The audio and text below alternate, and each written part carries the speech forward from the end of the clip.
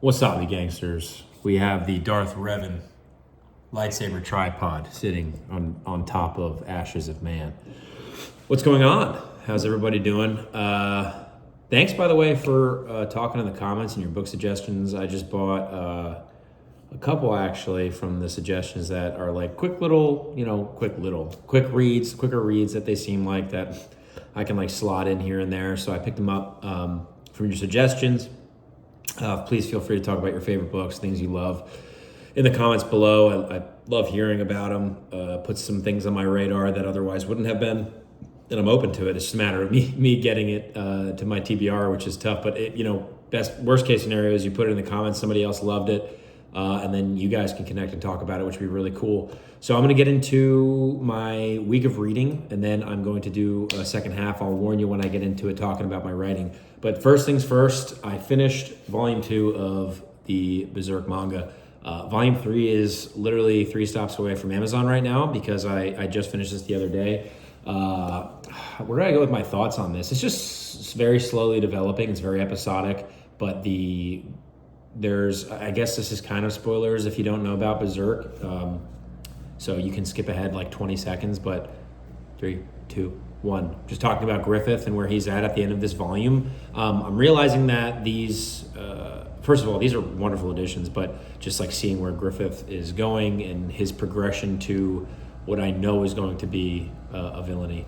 So now I'll move off of that spoiler chat, even though it's like you find that out in the first volume, I believe. But yeah, so I finished this. I'm loving it so far. It's absolutely fantastic. That symbol, by the way, just so freaking cool, huh? And red's my favorite color. And if in the future you guys end up reading my book, obviously that'll be so apparent.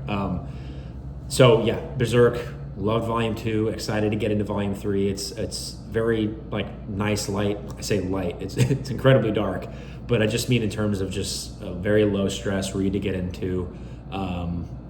Slowly becoming one of my favorite characters is Guts. Like he just is so badass and just so has so much depth, and he's very complex. And it's strange to say that he's becoming one of my favorite characters, but I love the grim darkiness of him and just his scope, and I can see where he's going, and he's just so badass. So moving on from what I finished reading, which this is it, I'm moving on to what I'm currently reading. I'm currently reading Midnight Tides. I'm about yay way through. I started it on my Kindle, and then I realized I need to read these in a physical copy, and I actually love these mass market paperbacks for some reason. I do like the page turning aspect of them because these are very dense books, and it feels good to like read a dense book and like turn a page real fast. So far, Midnight Tides, we've been introduced to, I believe, what's going to be a villain. But you never really know in this story, so it's very cool. There's one familiar character from House of Chains, which I'll say the name of, skip 10 seconds, Trollsengar, who I think, if my brain's putting this together correctly, which you never know, and I'm on for the ride, but I think it's slowly leading to where we find him in House of Chains. Because the characters that we're being introduced to around Trollsengar, but this takes place from a completely different continent from the first 4 books, I believe, and it's introducing a lot of new concepts, kind of implementing aspects of things that we knew in the books before, just in how the world works, how death works, and how there's some interesting characters that I was introduced to this. They literally introduce you to a character, and this is not a spoiler, they introduce you to a character that is just dead. We don't know why, we don't know how, other than that there was a curse, and it's very actually entertaining how that happens. And then and you kind of see how he's tying it to the themes of compassion. There's this little horror aspect tied in with a 10-year-old girl. It's very, very good. Malazan is just one of those, but I probably said that wrong both times, is just one of those series so far, only 5 books in, that has absolutely enthralled me. The scope of the world, everything about it has been just an inspiration to what's possible in fantasy. And I again, highly recommend it. I'm only this way through. Hopefully I can make some headway this weekend on this puppy and get closer to about halfway. because I want to finish that book up before the end of the month, and it's a doozy. We got 9 days left. I'm also about 70 pages into The Failures by Benjamin Liar. I got the talking story bookmark there, and yeah, so far so good. Such an interesting book. There were 2 characters.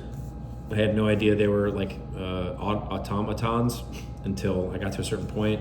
The world itself and how it's slowly being introduced and all of the different dynamic aspects of it and how they're being introduced, phenomenal. And I can already tell I'm liking the grayness of the characters and how you're following 3 different groups. You're following the convox, the killers, and the monsters, which I actually think was introduced in that order.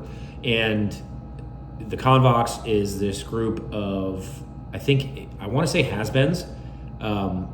Definitely they're meeting over a mysterious thing. Some of them are enemies or antagonize each other in some ways.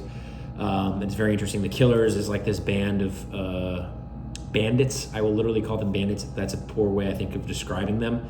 But they're veterans of this war, this mysterious war that's been alluded to a few times. Then there's these other 2 characters that somehow mysteriously ended up in different bodies. And it's just very cool how it's being introduced. The writing style is different than anything I think I've read. It does this like third person present tense, which is to me very interesting, and I love it. I love the voice of the author. I love the voice of the character so far that we're in the heads of. It's phenomenal. The world, the mountain, it's phenomenal. I love it so far. And then also I made some headway on Empire of the Vampire. About 30% of the way done with this puppy. I will be probably towering through this a little faster simply because it's like actually very fast digestible chapters to read before bed. I know it's a kind of like a horror book to read before bed. But yes, very interesting so far. I always, I always literally forget.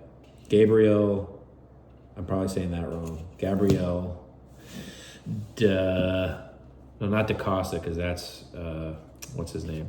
All right, I'm obviously doing a terrible job. But,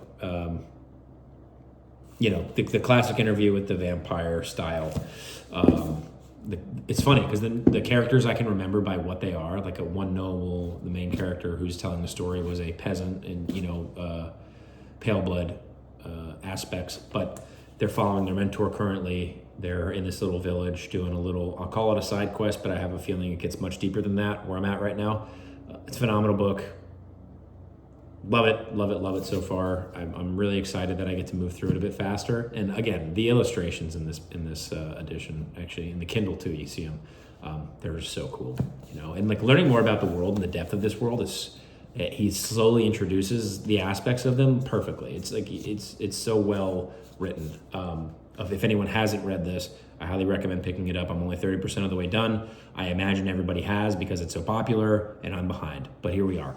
Now that is what I'm currently reading. What I'm going to be reading, I'll probably start. I picked this book up. There's also tying into the book haul aspect. I picked up All the Pretty Horses by Cormac McCarthy. I'll probably start reading this. I actually did on audio, and I love the audio narrator. This is and it's actually easier to follow Cormac McCarthy because he doesn't use dialogue tags on audio. So I don't know if I'll go back to that. This seemed like a book that I could pick up and just read. So I picked it up in physical copy.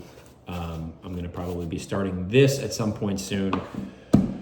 And I actually, next month, as a heads up, is going to be a lot of independently published authors. So I'll probably start the month off by reading The Way of Edan by Phillip Chase. I'm looking forward to getting into that series.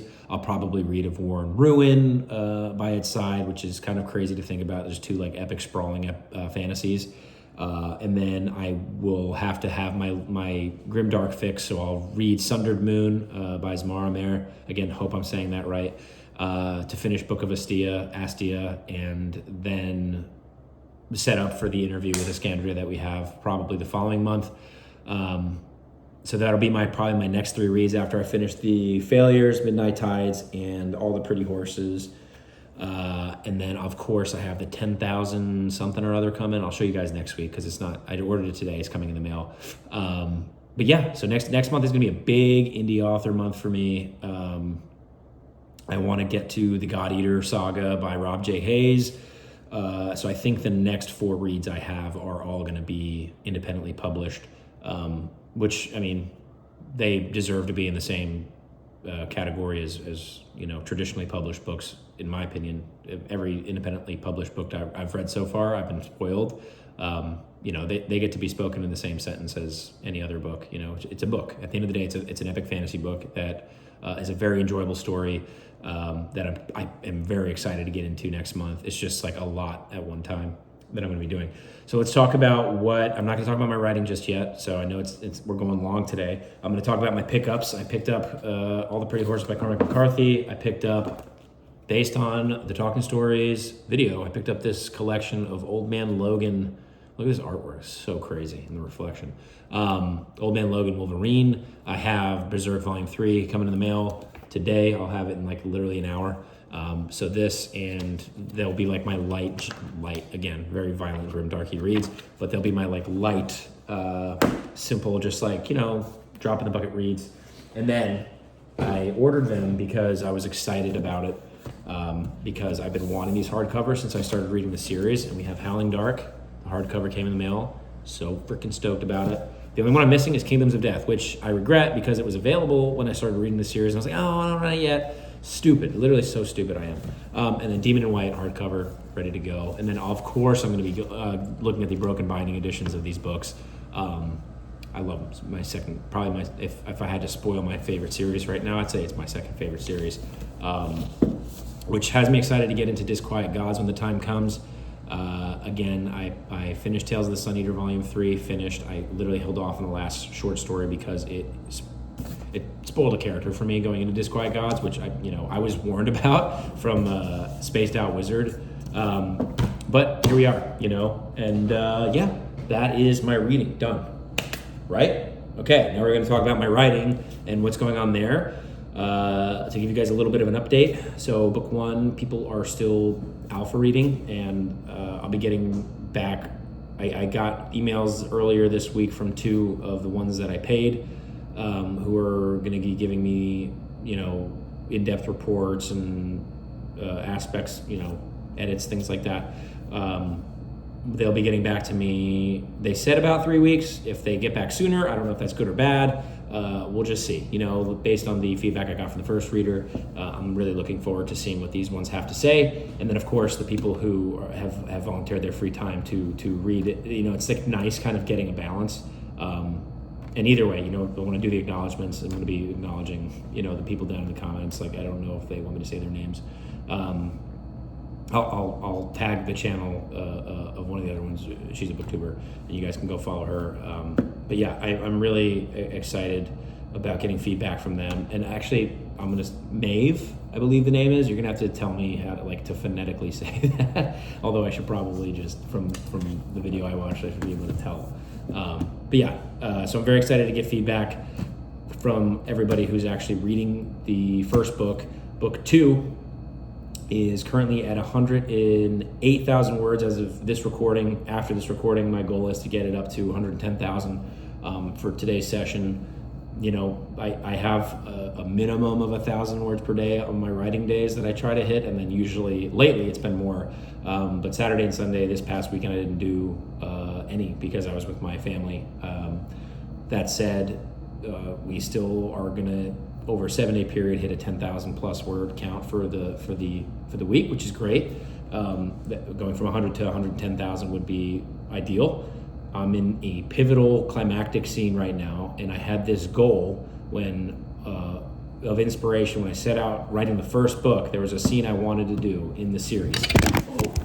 Oh. I'm keeping that in. The lightsaber fell, but just because it's so powerful. And I was talking about a very climactic scene. Maybe that's a hint, I shouldn't talk about it. But there is a scene in The Return of the King and Lord of the Rings, and also the books in the movie, the Gondor, the Battle of Pelennor Fields. And there was a thought I had in my head of how I wanted to put a spin on that. And so I'm in the middle of finally writing that scene that when I first set out to write the series that I was looking forward to writing, and it is so exciting. So please, it's if you guys are, I don't know why I said please, if you guys are keeping track of these writing updates, and eventually you read book 2, and I want you to think back to this moment of me writing it and working on it. Maybe it gets cut. I don't think so. It's going to be too damn cool. And there's a lot of big pivotal character moments that I'm currently writing. But yeah, we're 110,000 words in, guys, of book 2. And it's exciting. It's really exciting because the goal is to have book 1 release and then book 2 release shortly after. So that way people can finish that arc. It's a 4-part duology. So, and I keep iterating this. The blurb will be in the description below, I'm sure, with some typos or mistakes, redundancies. But yeah, thank you guys so much for watching. I believe that is all I needed to talk about.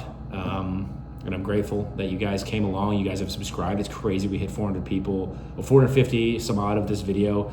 There are some people who I've been watching for a while who have subscribed and have commented, and I love the conversation below. I love people making me aware of their reads. If they're writing, I love the transparency, and I love people talking about the stories that they're passionate about. It's my favorite thing about doing this. And when I set out to do it, I didn't know what to expect. Getting involved in the community, and John and Jacob over from Talking Story have been like so welcoming and so endearing, and it's really cool having followed them and seeing their journey and then starting my own, and it's just really exciting. It's cool, you know. I'm gonna potentially in November be doing a Realm of the Elderlings, the first Farseer trilogy discussion with John, and I'm just so looking forward to that, considering he was the one who turned me on to reading Robin Hobb, and just how damn good that book was, Assassin's Apprentice, and how excited I am to get into the next 2 books. But yeah, that's it. Thank you guys so much for watching. This has been one of my longer weekly updates. Stay tuned. Again, I record on Wednesdays, upload on Fridays.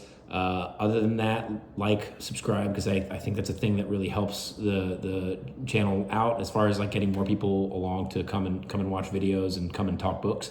You know, otherwise, if you just enjoyed, thank you so much for just tuning in and watching the video up to this point. Yeah, I'll see you guys next week. Feel free to hopefully comment when I post these as premieres. You guys, I want you to we can talk early. We can start the discussion early about, you know, what the videos are going to be. But yeah, thank you guys so much for watching.